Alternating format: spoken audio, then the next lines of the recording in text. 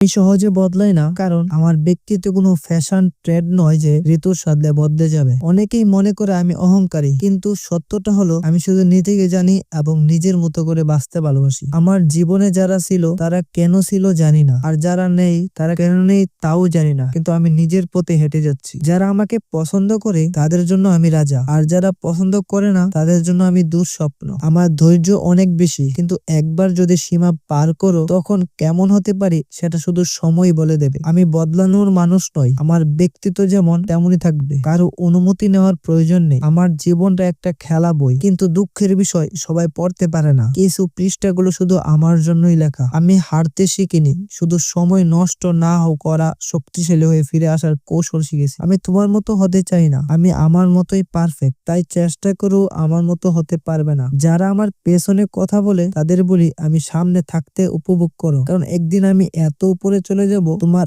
আওয়াজই পৌঁছাবে না।